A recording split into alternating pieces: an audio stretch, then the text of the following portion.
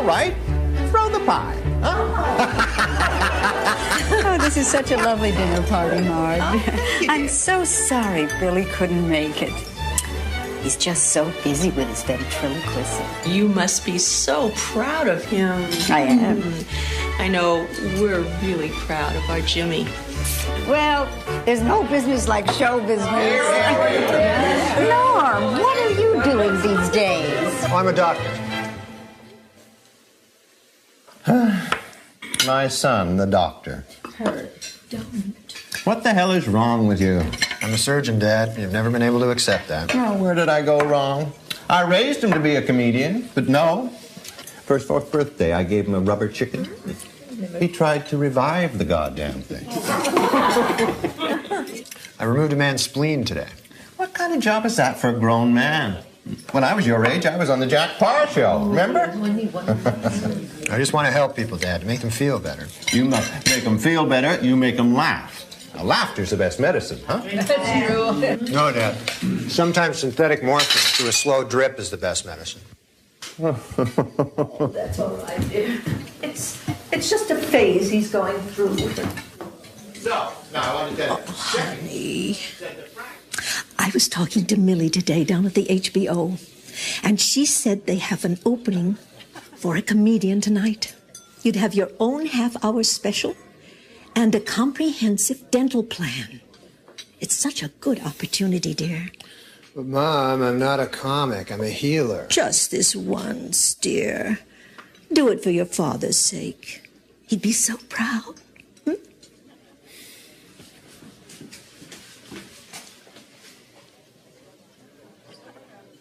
Then Nipsey says to me, I got news for you. That is not a bratwurst. All right, I'll do the damn show. But I won't be happy. I'll be miserable. Fair enough. We better leave now. You're on stage in 15 minutes. Oh. From the Vic Theater in Chicago, HBO presents One Night Stand. Starring Norm Macdonald. Ladies and gentlemen, Norm Macdonald.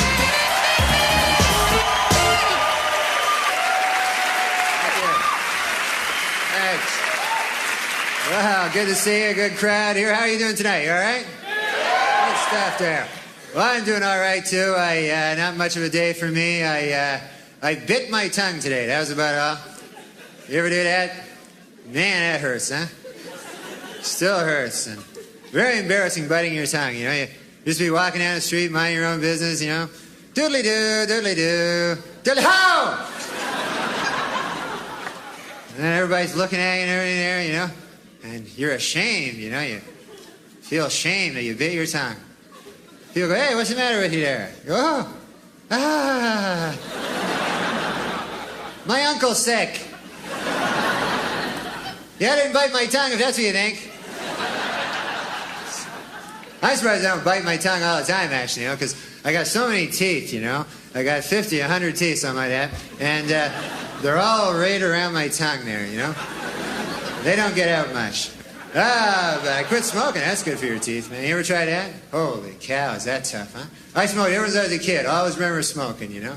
One time I remember I was a little kid. I was like 8 years old. And I was behind my garage. I was sneaking a cigarette back there. And my dad caught me. I'll never forget it. His big head came around the corner of the garage. There it was, my dad's big head. And then his body, right after it. There was his body. Trailing his head as it often would. And he grabbed me. And he hauled me in. And I thought I was in for the strapping of my life, you know. What he did is he pulled out his giant cigar. Must have been half the size of my arm, this big cigar. Stuck it in my mouth, lit it up, made me smoke it all the way through, right to the end. That's when I started smoking cigars real heavy. That plan backfired on him. Then there was another time I remember, now that I'm thinking about it. I was behind the garage again, as luck would have it. And this time I was smoking a big fat joint back there. And don't do drugs. And my dad's big head showed up again. And there's no body this time, just a big head. That was the funny part. You like to mix it up like that, you know? So anyways, he grabbed me there with his teeth, and he hauled me in. And I thought I was in for the strapping of my life, you know, but injected me with heroin. So he was a strict man, I'll tell you that. But you gotta quit smoking, that's all I know, man. You gotta quit smoking. It's not all I know other things too, but be a kind of a wasted life if that's all I combed out of it there. But you gotta quit smoking, because otherwise you get old and then unhealthy, you know? You see a lot of that, you know? Although some guys don't. You ever see those old guys? Doesn't matter what the hell they do to themselves. They just grow old anyway, you know? Meet a guy, be the oldest bastard you ever met, you know? Just does everything wrong, you know? Every day I smoke 4 packs of cigarettes. I drink a bottle of Jack Daniels, and I hit myself in the head with a shovel every goddamn day. I'd like to die. God, I'd love to die. One time I put a shotgun in my mouth and blew the whole goddamn back of my head off there. Just a slight ringing in the ears. I can't die. I think my girlfriend wants to get married or something, you know? She's dropping hints now all the time, you know? I think she wants to get... Last week, she got a 1-year subscription to Bride magazine. I renewed it for another 5 years.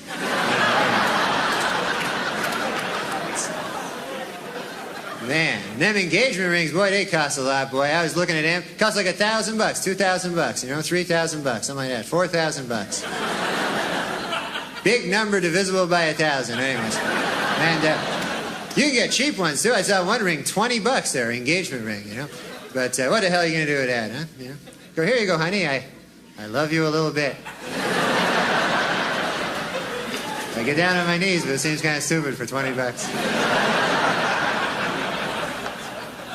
But I don't know. I don't mind spending a lot of money, but a ring, hey, that's a kind of a pointless thing there, you know?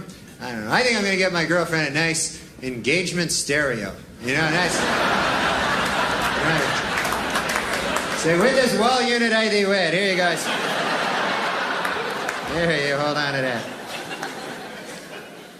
So, who knows, though, huh? Everything's expensive. Everything costs money there, you know. I went to buy a dog. I couldn't believe how much these dogs cost. Salesman in a store trying to sell me the most expensive dog in the store, you know. Big $600 dog. It's a big pit bull. $600, you know. And I was looking to pay, you know, maybe a buck, something like that, you know, maybe $2, something like that, you know. But I was going, hey, don't you got a bargain dog around the joint here? Any kind of a dog of the week going on this week? A big bin of dogs, maybe, that I could pull something out of there? But this guy goes, no, he says, why don't you buy this pit bull? He says, this kind of expensive dog, but he goes, this will protect your valuables, this dog. You know? And, you know, I don't have anything very valuable, you know, I don't own a lot of stuff there, you know. I buy the pit bull, that would be the most valuable thing I own, right?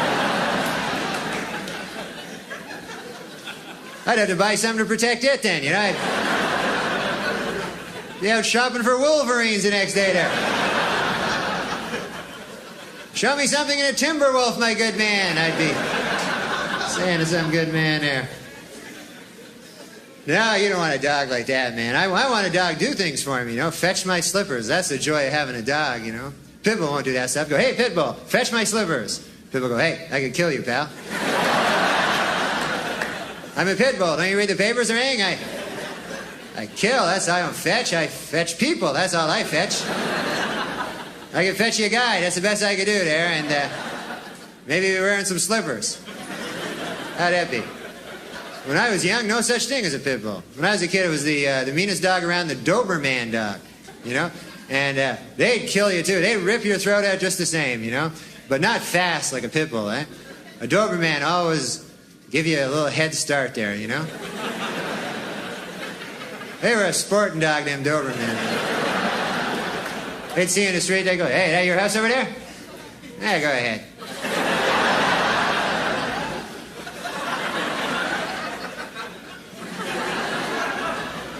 Then they soar through the air and rip your throat out. And do a flip, you know, and you'd be impressed, even though you're dead, you know. Man, look at that flip. But I don't want it. You don't see Dobermans around anymore. You ever notice that? Pit bulls now, they got all the work and everything. All the domestic security jobs go to the pit bulls. And man, a Doberman's like the forgotten dog now, you know. Once in a while you see him on a park bench with a Frisbee there, you know. I used to be somebody. I'm a Doberman. Got a buck? Buck for the Doberman? So I don't get any of those killer dogs, you know.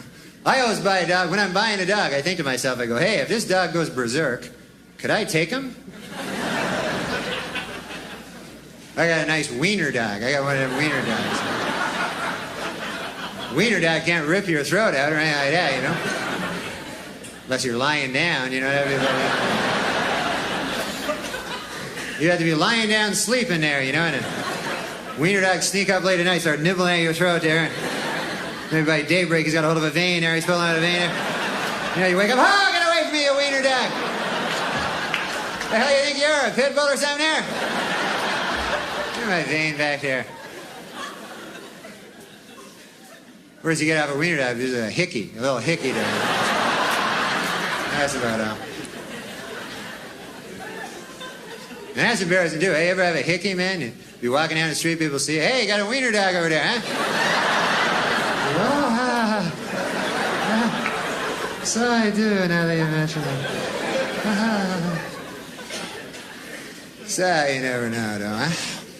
But the hell with dogs. I'm gonna get to be a big guy, just defend myself. You know, I'm gonna work out. That's what I'm gonna start doing. You know, I haven't worked out forever. I never worked out. Good God, has it been that long ever? But I gotta start, you know, because man. I used to be in good shape. When I was younger, that's when I was in good shape, you know. Back when I was in my peak physical condition when I was about like 1. Man, you should have seen me back then. When I was 1. Oh, God, I look good. Young and fresh. You wouldn't know me now if you see me when I was 1, you know. I even look good for my age. People would come up to me and go, what are you, 0? And I go, no, I'm 1 over here. They go, man, you don't look a day past 0. I'm not bullshitting you there. Look good. And I go, oh, thank you very much. I appreciate it. But I'm 1. So you gotta stay in shape. And I watch the TV. Watch a lot of sports on the TV. Everything on it, any sport at all. You know, I don't care, you know. And some of those sports are not even sports, you know. You ever see those sports on the TV where they just try to take 2 different sports and combine them together and make up a new sport? You know, they don't even work together, you know, like guy will run a 100-yard dash and then fish.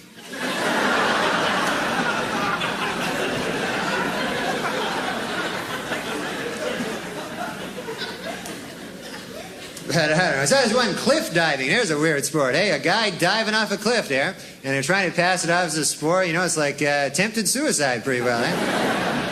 Next week I saw on a TV guy that got washing down Quaaludes with wood alcohol. Can you believe that? How about that for a sport, eh? But it's tough to know who's better in cliff diving either. Like you see a guy diving off a cliff, they go, oh man, a guy diving off a cliff. And then another guy dives, oh, there's another guy diving off a cliff there. But you can't tell who's better, you know, like if you survive at all, hey, you're a great cliff diver there.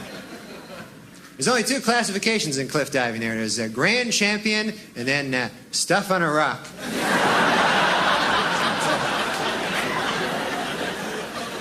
Very hard to make a comeback in that sport, I'll tell you that. It's a lot of dedication there. Oh, man.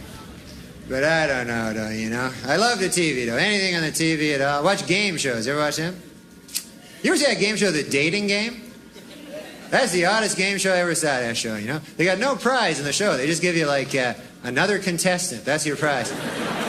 Just pair you off. No budget at all on the show, you know. And they always do the same thing on the show. They get a beautiful girl, match her up with 3 giant geeks there, you know. Last week they had a guy on, was like a crazy guy, loony bin, kind of a psycho wingnut, you know? You can tell by how they introduce him. Bachelor number 2 is a shadowy lurking character. From no fixed address, please welcome. He's just a guy. Menacing figure shambles into the studio there, you know? And then they make the girls, you know, ask those questions. They always be about sex, you know? Always thinly disguised sex, you know? Never direct, insertion or anything, but it's always something about, like the girl go, "Bachelor number 2, if I were a popsicle, what would you do to me? What would you do to me if I were a popsicle?" That's what it says in the card here. So he goes, "Oh, if you're a popsicle, huh? Well, first of all, I guess I'd take your wrapper off. If you know what I mean. And then I'd grab a hold of your sticks. If you know what I mean. And then I'd press you against the counter till you're broken too.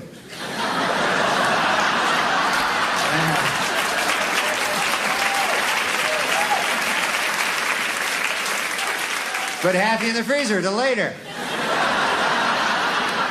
You know what I mean there? You understand what I'm getting at? Guy was nuts. Crazy as a hoot owl, this guy. Oh, well, it's good to be here, man. I came down here. I got a lift down here. We drove down, me and my 2 buddies there, and 4 hours it took us to drive down here. And I was in the back seat all the way. You ever been in the back seat for a long trip? Oh, man, is that stink or what? Man, what a rough place that is. And when there's only 3 in the car, and you're in the back seat, you know you're not the most popular guy in the car. Got no dignity back there at all, Didn't even have a door for me. Just one of those 2-door cars. Only had doors for the front seat, guys. I didn't even have a door at all. I had to bum a door off one of the guys to get out of the car. Man, lonely back there. You want to be in the front seat. That's where you want to be, huh?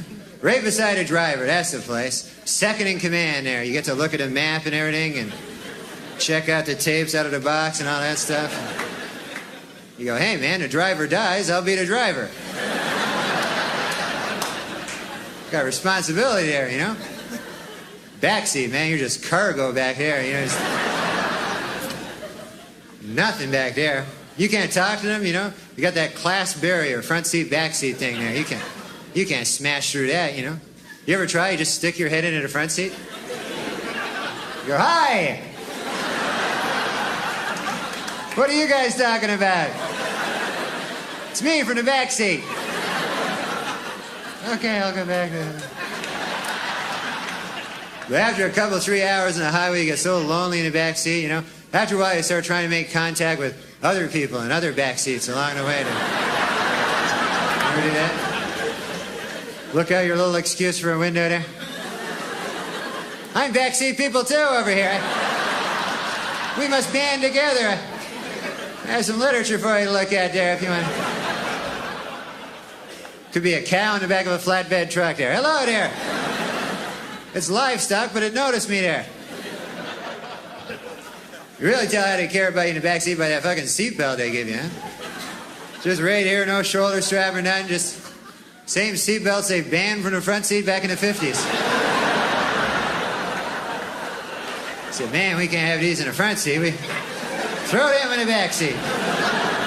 We'll give you shoulder straps up here and airbags, and on impact, a medic will jump out of your glove compartment there. You're good up here. Even got a headrest for it, so your head doesn't hurt or anything.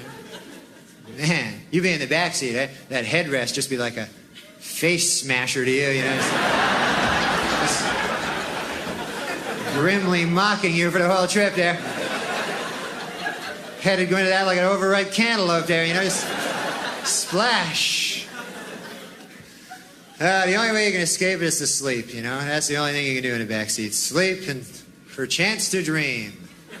I love sleeping. I know you like to sleep? Oh, it's the best, man. You ever be having a really good dream, and then right in the middle of the dream, you wake up, right in the best part of the dream, and there you are, back in your stinking life again? Man, that's rough, huh? So then you fall asleep, try to re-dream it. Man, that never works out there. Always end up with some weird mutation of your original dream there, Well, the other night I was dreaming, I was in a pool with Christy Brinkley, and we were approaching each other, me and Christy Brinkley in a pool, and we were just about to touch, and I woke up. So then I fell asleep, tried to re-dream it there, ended up shooting pool with David Brinkley. That wasn't very much fun there, I'll tell you that, man.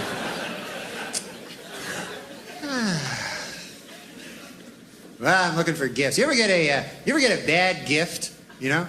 Last Christmas, man, I got the worst gift a guy ever gave me. He gave me a lottery ticket. You ever get that for a gift? Man, what a stinking gift that is. Huh? You know, what's a guy even thinking there? I go, here you go. Nothing. Merry Christmas. It's nothing. From me to you, not anything. You know, unless it wins, then it's something, man. But let's face it, you give a guy a lottery ticket, you know, you don't want it to win. What kind of fucking nightmare would that be, you know? Imagine that, you get a call a week after Christmas there, go, hey, Fred, what's happening there? Yeah, I remember that ticket I gave you. 14 million bucks, huh?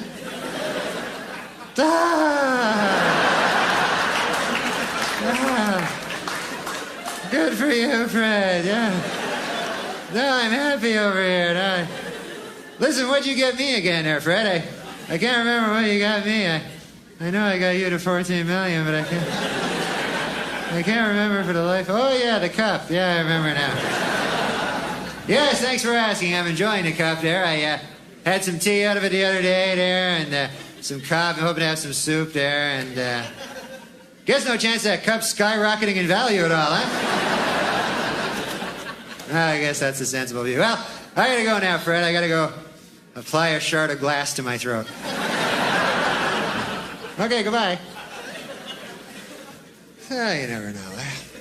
But you always gotta buy. I gotta buy for my dog now. I gotta buy gifts for him, you know. And, man, he has a birthday like 7 times a fucking year, too, you know. So always out shopping for him there. And, man, you don't know what to get a dog. It's very hard to buy for a dog. You know, what the hell are you gonna get him, you know?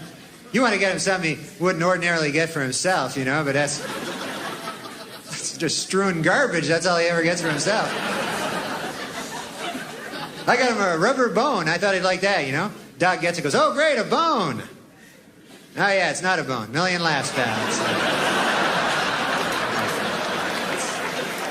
What's next, an electric fire hydrant over here? What the hell are you doing to me? I'm a dog over here. My grandmother, she got my dog a sweater. She knitted him a sweater. What a useless gift that is, huh? Big green sweater, you know. I don't want to make the dog wear it. You know, it just humiliates the dog there. And what happens if the dog gets lost, you know? He's wearing a sweater. Huh? How long is he going to survive in the alleyways with that on his back? Yeah, them's mean streets if you're a wiener dog in a cardigan, I'll tell you that. You don't last too long there. They off you like whatever they off you like. So who knows though? My dog doesn't really talk, by the way. I know my dog talks in a lot of my little jokes there, but I'm just lying there. He's a regular dog. You know? I lie like that sometimes. You ever lie? Who the hell doesn't lie? Hey, you gotta lie, but you ever lie for no reason? That's the worst kind of lie, huh? You know, because usually there's a reason you lie, like you want to protect somebody's feelings, or you know, fuck over your buddy or something like that. Would you ever just a big lie spills out of your evil head all of a sudden, you don't even know? You know, like a guy will come up to you and go, hey, you ever see that movie with Meryl Streep and the horse? And then you go, yes. And in the back of your head, you go, what the fuck am I lying about over here? I stand to gain nothing by this lie. The hell am I thinking back here in my head?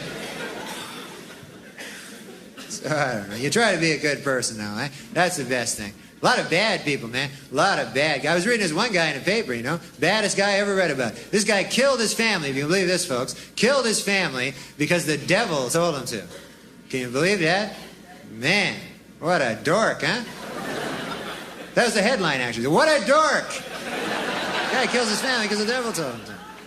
But can you imagine that? And then afterwards, you go back to the devil, you know, you go, yes, devil, I did as you instructed. I slaughtered my family as they lay sleeping, and then I chopped them up and put them in a duffel bag. Here they are. I got them here in a duffel bag. I'll be burying them tonight at the shallow grave by the side of the railroad track, as you have commanded, O Lord host of the hoary netherworld. And then the devil pulls off a mask. It's me, Bob!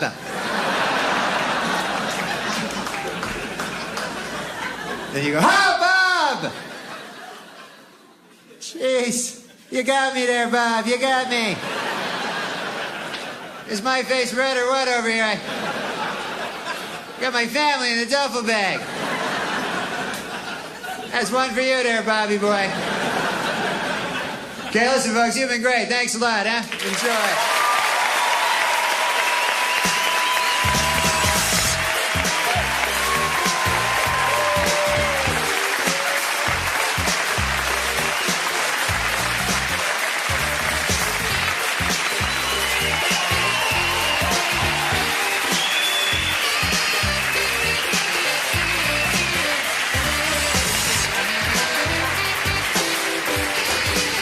That was great, kid. You killed him. You're a good boy. You sure are, by God. I didn't know you could do it. I didn't know. Wait, my husband is choking. I need a doctor.